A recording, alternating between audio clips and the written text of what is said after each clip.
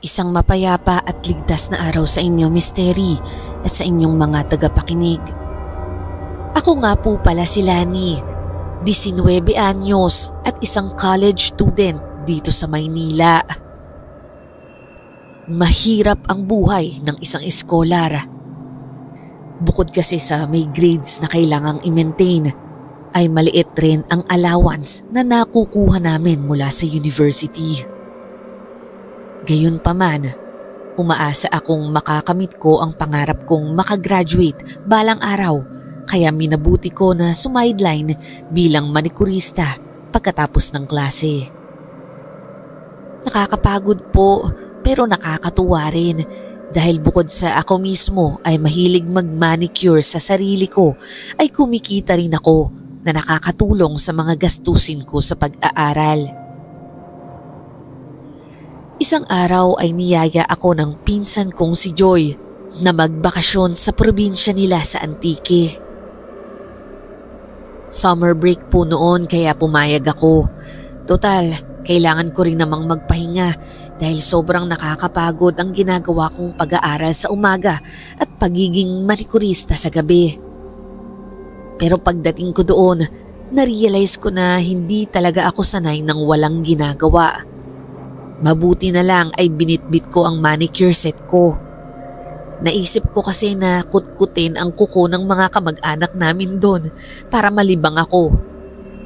Pero nang matapos ko na ang mga kuko nila, ay naisip ko na subukang magbahay-bahay para naman kumita ng extra at malibot ko rin ang napakagandang lugar ng mga pinsan ko. Isang araw ay napalayo ang lakad ko. Nakarating ako sa isang barangay na medyo kakaiba ang itsura mula sa ibang lugar na napuntahan ko na. Habang naglalakad ako sa tirik ng araw at nagmamasid, ay kapuna-puna na sobrang tahimik dito. Walang batang naglalaro sa kalsada at walang nakatambay sa labas ng bahay. Ni hindi man lang ako nakakarinig ng tahol ng aso o ingay ng mga sasakyan. Napakunot ang noo ko habang binabagtas ang daan. Parang gusto ko nang bumalik pa uwi dahil nakakaramdam ako ng kakaiba. Lalo na nang mapansin ko na bukas ang pinto ng mga bahay rito.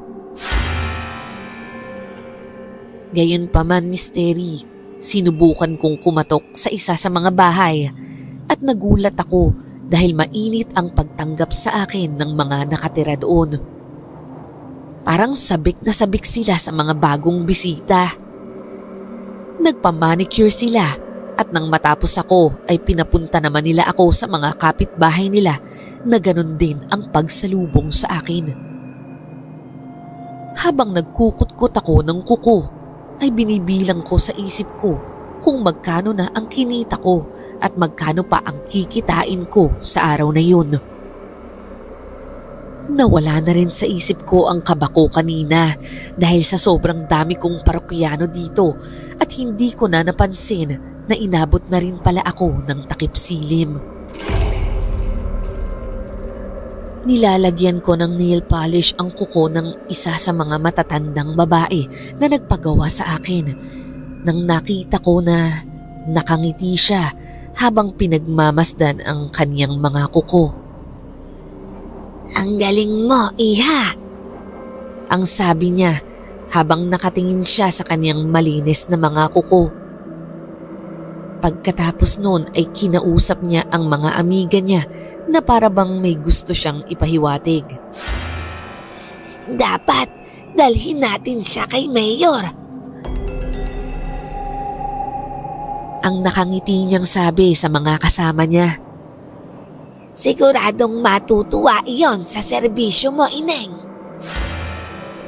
Agad naman akong pumayag.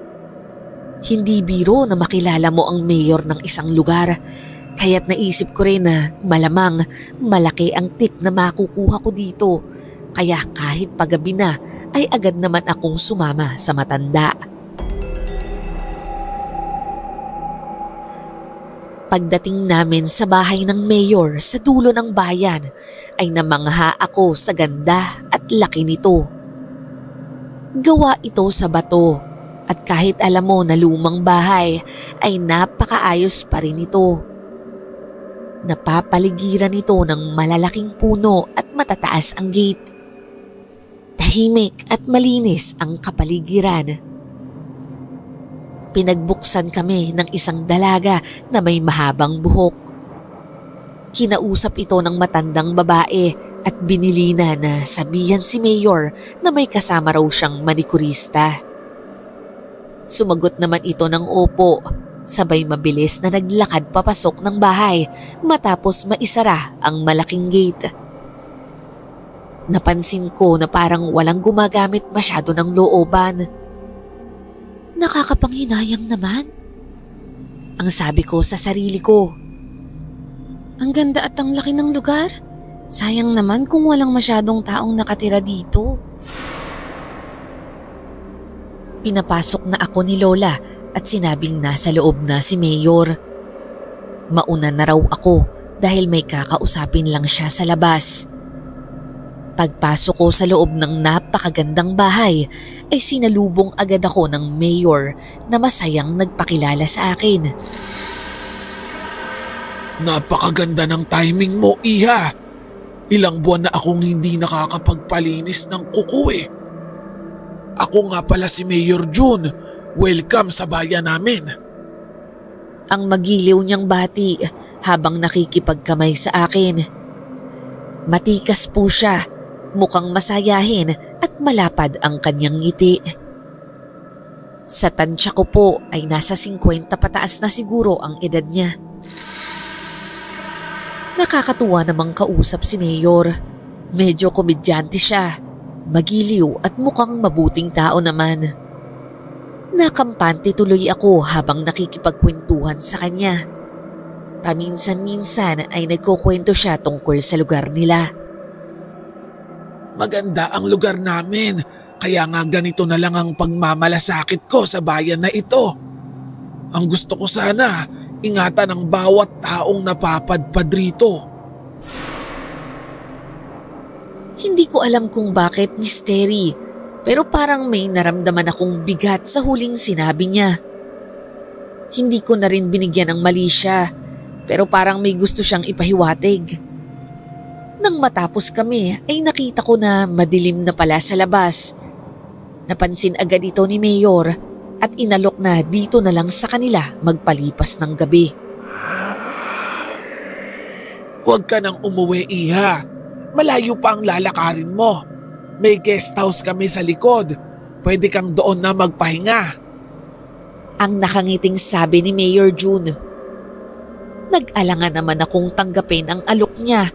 Pero nang maalala ko na mahaba pa ang biyahe pabalik at mukhang walang bumabiyahe dito ng alanganing oras, ay pumayag na rin ako. Naisip ko na tatawagan ko na lang ang pinsan ko mamaya para sabihin na dito na ako magpapalipas ng gabi.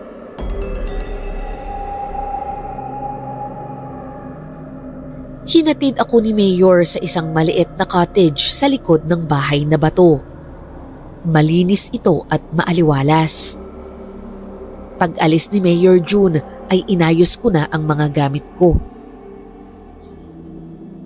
Nang makita ko ang napakagandang kama sa kwarto, ay para bang biglang bumigat ang mga mata ko. Parang gusto ko nang umidlip ng saglit. Bigla kong naramdaman ang pagod ng halos isang buong araw na pagyuko habang nagmamanicure. Kaya naisipan ko na humiga na lang muna kahit sandali lang. Pumikit ako at ninamnam ang lamig ng kwarto. Misteri, ang lambot at ang bango ng kamang hinihigaan ko. Hindi ko na malayan na nakatulog na pala ako at nang maalimpungatan ako ay naalala ko na hindi ko pala na message ang pinsan ko. 3:00 na pala ng madaling araw noon. Wala pa ring signal.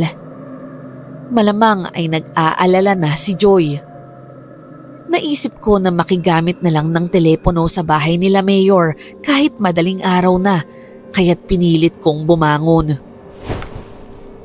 Dahan-dahan kong dinilat ang mga mata kong bigat na bigat ang mga talukap nang mapansin ko na may gumagalaw sa labas ng kwarto.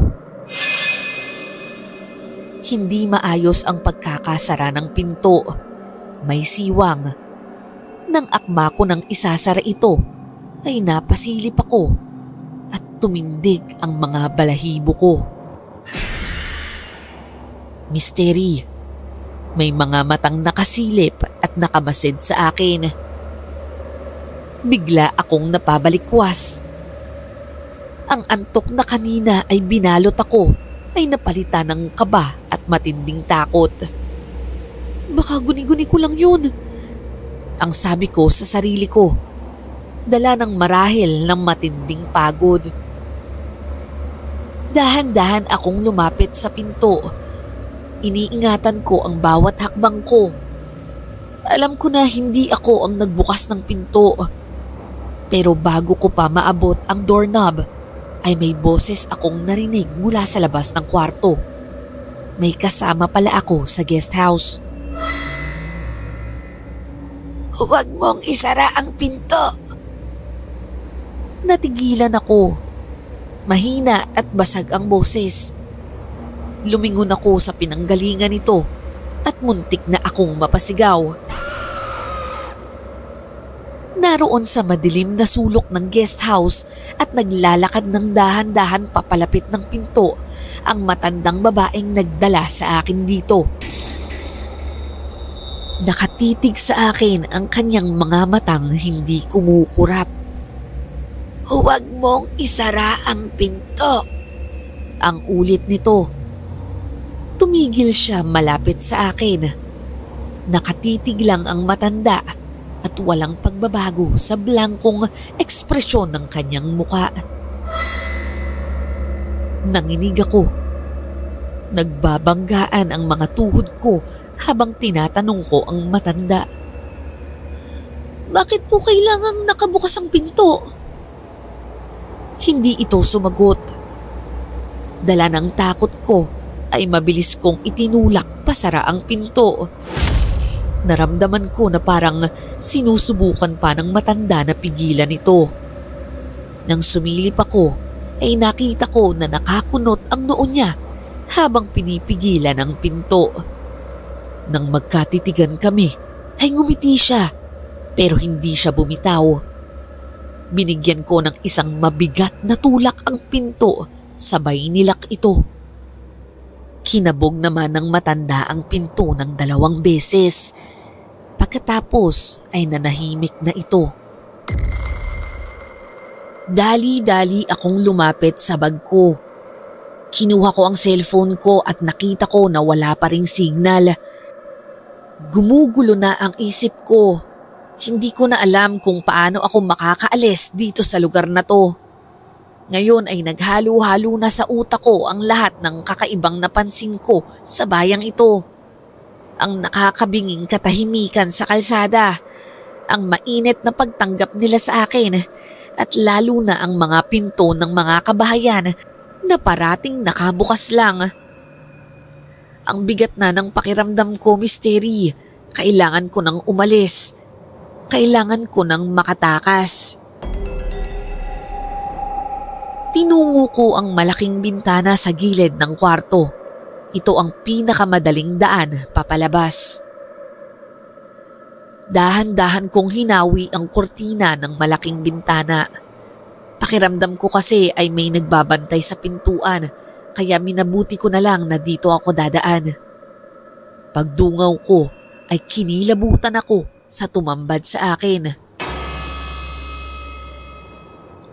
Sa hindi kalayuan ay naroon ang babaeng sumalubong sa amin kanina sa gate. Hinihipa ng malakas na hangin ang mahaba niyang buhok.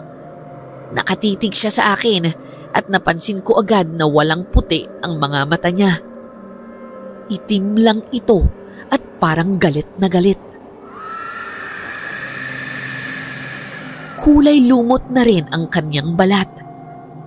umihip ang malakas na hangin at dito ko lang napansin na putol ang katawan niya. Wala ang kanyang bewang at paa at sa likod niya ay may malalaking pakpak na katulad ng sa paniki. Dahan-dahan itong pumapagaspas habang unti-unting humahaba ang kanyang dila. Misteri, manananggal ang kasambahay. Mabilis kong isinara ang kurtina habang sinusubukang pakalmahin ang sarili.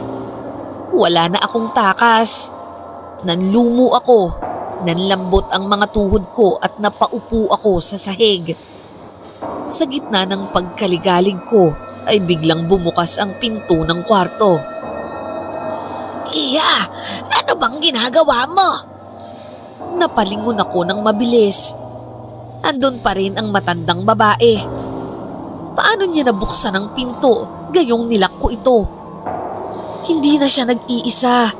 Kasama na niya ang ilan sa mga residente ng lugar, kabilang na ang ilan sa mga naging parokyano ko kanina. Tahimik lang sila. Hindi gumagalaw pero matalim ang mga titig nila sa akin. Lahat sila ay nakangiti. Napaatras ako habang unti-unting tumutulo ang mga luha na kanina pang gustong umagos mula sa gilid ng mga mata ko. Inabot ko ang bag ko at nagmamadali akong naghanap ng kahit anong pwede kong magamit bilang sandata. Nakuha ko ang nail file ko at inumang ko ito sa kanila. Pwede na siguro to? Ang bulong ko sa sarili ko habang dahan-dahan akong tumayo. Nang magbangga ang tingin namin ng matanda ay ngumiti ito at muling nagsalita. "Papasukin mo na kami, iha!" Naninigas ako sa kinatatayuan ko. Bago pa man makabuo ng isasagot ang utak ko, ay biglang may kumabog sa bintana na umalingaw-ngaw sa loob ng kwarto. Pagtingin ko, Misteri, ay naando na sa may bintana ang manananggal. Nakatitig siya sa akin habang gumagapang na parang ahas ang mahaba at basang-basa niyang dila sa hamba ng bintana. Hindi makapasok ang manananggal. Tinignan ko ang matanda at ang mga kasama nito at napagtanto ko na hindi sila makahakbang papasok. Para bang may hinihintay sila. Napalunok ako at dahan-dahang naglakad papunta sa gitna ng kwarto. Naisip ko na hanggat hindi sila nakakapasok ay ligtas ako. Psst! Psst! Isang mahina at mabilis na sutsot ang narinig ko mula sa loob ng kwarto. Pagtingin ko sa malaking aparador ay bahagyang nakabukas ang pintuan nito. Takot na takot akong sumilip sa siwang at nakita ko sa loob ang pawis na pawis at nanginginig sa takot na isang pamilyar na muka. Si Mayor. Hindi ako makapaniwala sa nakita ko. Nanlalaki ang mga mata niya.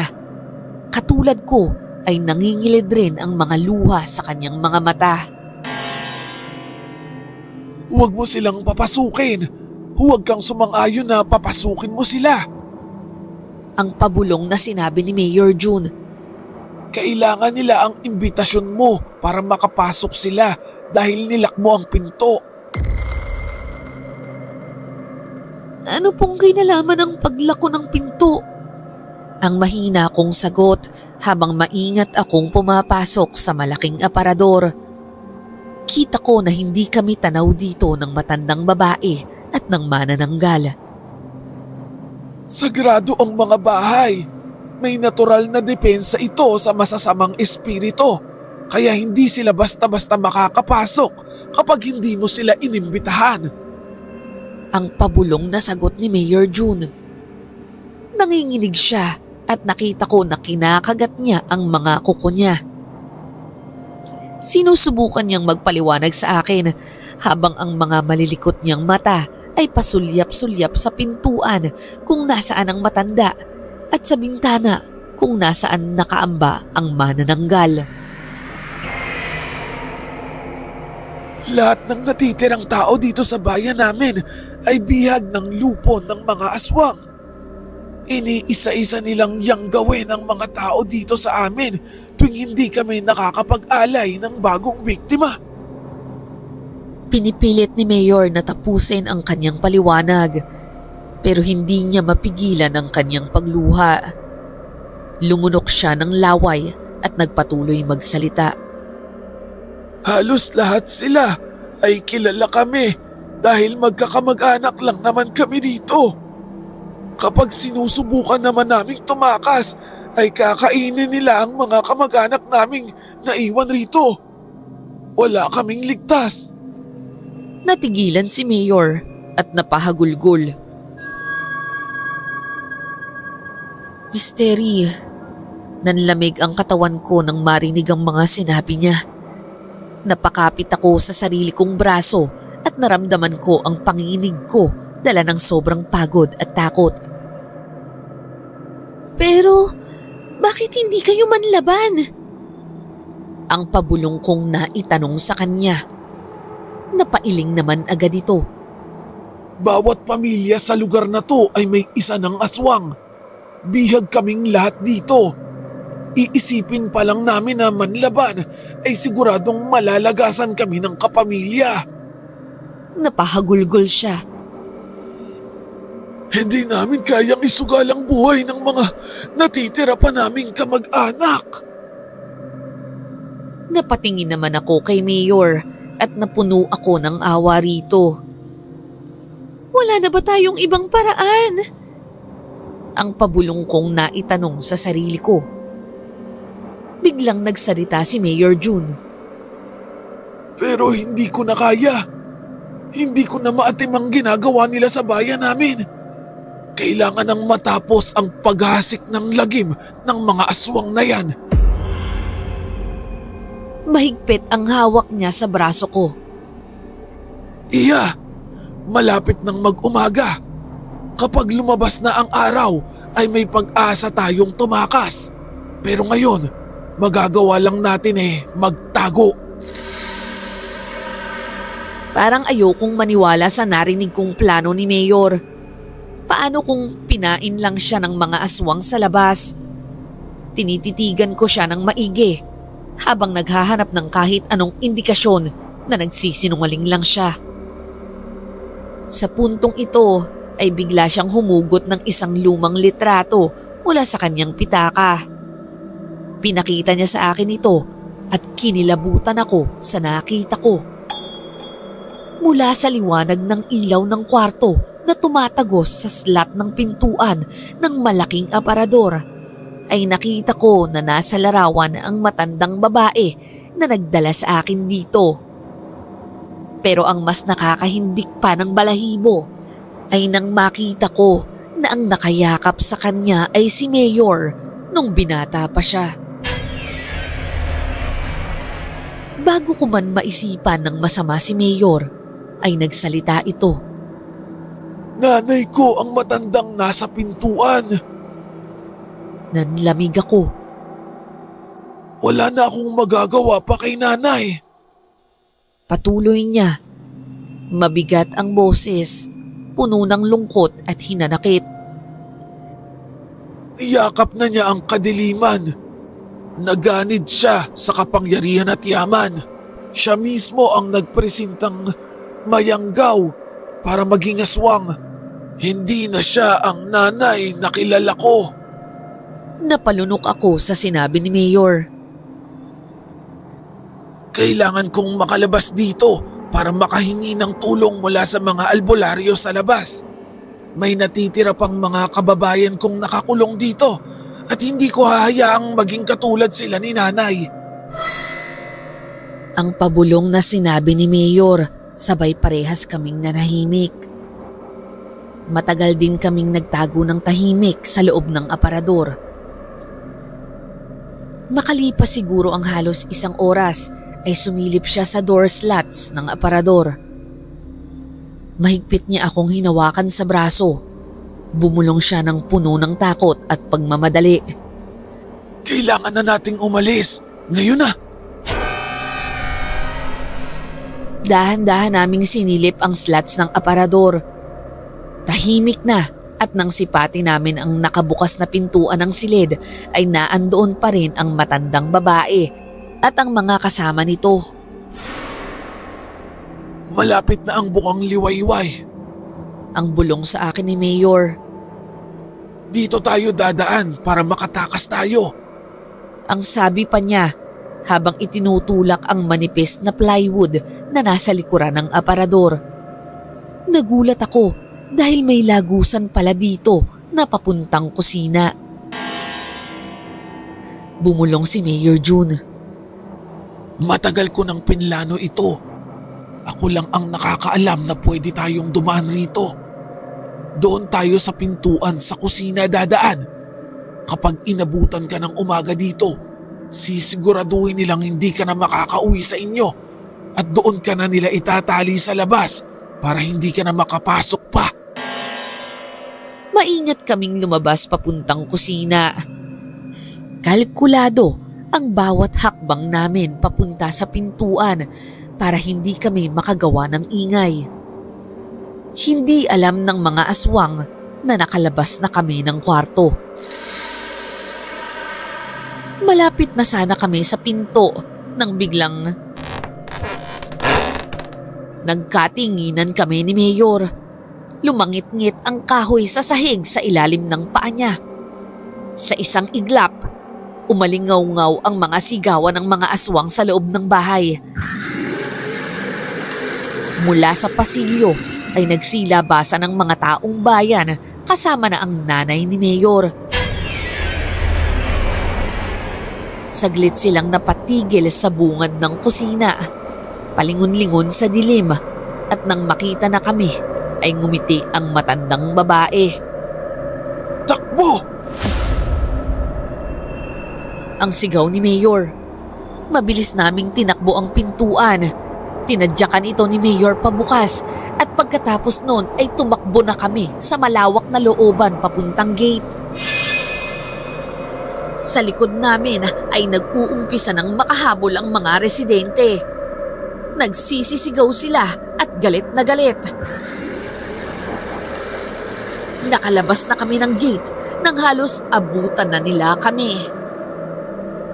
Mabuti na lang at naisara ito agad ni Mayor. Nagmamadali niyang sinusian ito habang pilit namang itinutulak ito ng mga aswang sa kabilang gate. Umaalulong sila at sa liwanag ng buwan ay kitang-kita ko na isa-isa na silang nagpapalit ng anyo para maging ganap na aswang. Mystery, napakabilis ng pangyayari. Natigilan ako sa kinatatayuan ko, dala ng takot. Biglang binalot ng mabahong amoy ang paligid. Bumaligtad ang mga paa nila. Humahaba ang mga braso at tinubuan ng mahahaba at matatalim na mga kuko ang mga daliri nila. Iba-iba rin ang kanilang mga muka.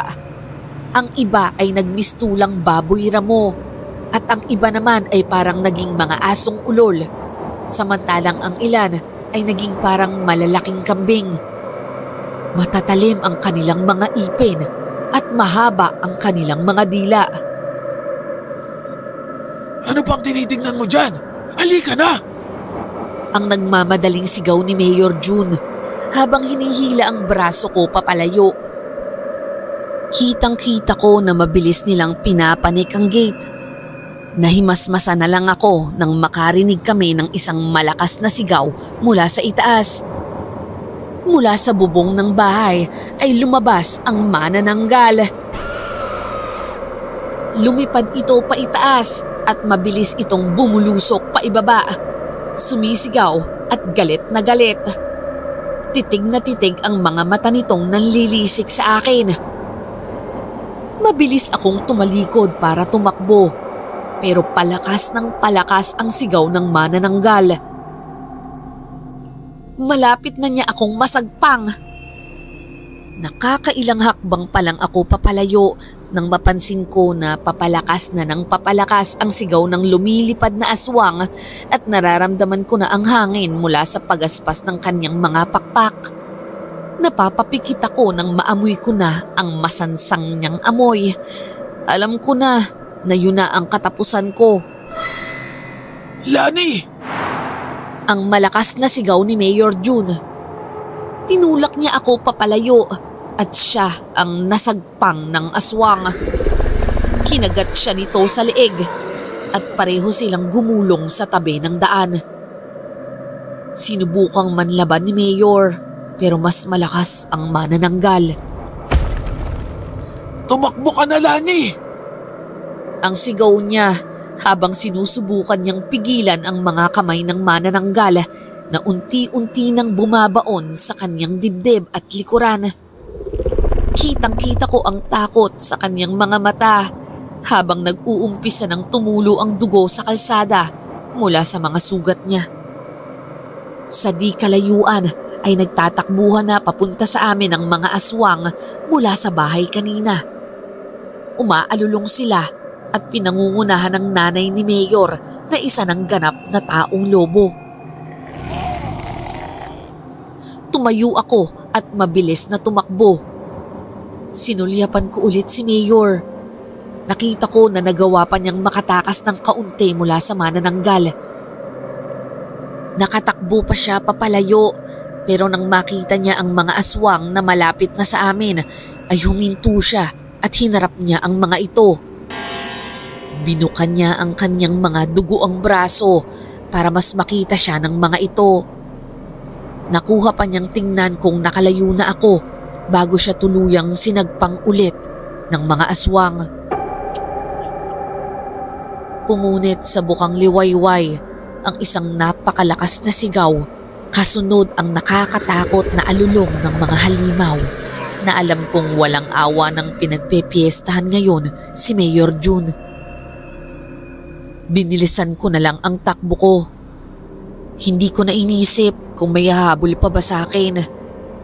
Walang lingon-lingon kong binagtas ng mabilis ang kalsada hanggang sa makita ko ang unti-unting pagsilip ng liwanag mula sa mga ulap at doon ko na lang napansin na wala na ang ingay at malayo na ako sa kampo ng mga aswang. Bumagsak ako sa gilid ng kalsada.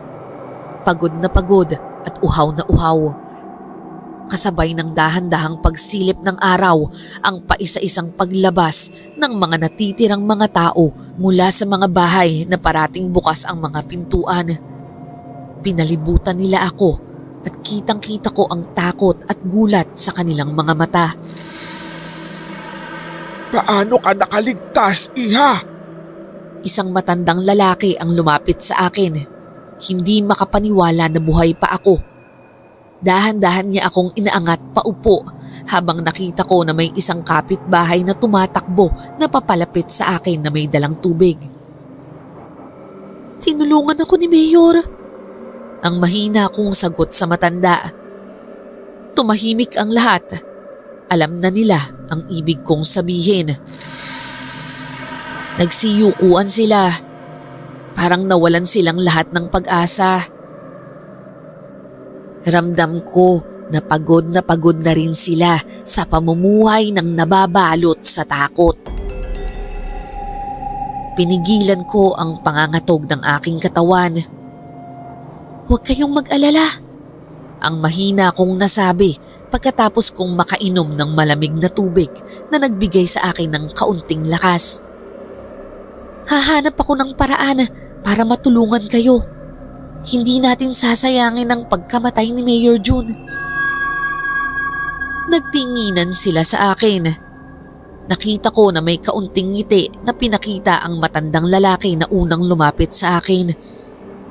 Gayunpaman ay kitang-kita ko sa mga mata nilang lahat ang malaking panghihinayang at ang pagtanggap na lang sa malupit nilang kapalaran. Dito ako nagpasya na babalik ako sa lugar na ito kung saan muntik nang makitil ang buhay ko. Pero sa susunod na pagkakataon na bumalik ako dito ay hindi na para magbakasyon o rumakit. Maghahanap ako ng mga makakasamang tutulungan akong palayain ang mga tao sa bayan na ito mula sa mga kuko ng mga aswang. Ito na ngayon ang aking misyon, Mysteri. Sana ay ipagdasal nyo na makahanap ako ng mga kakampi na tutulong sa mga taong bayan ng lugar na yon. Hanggang dito na lamang po at maraming salamat sa pagbasa ng liham ko.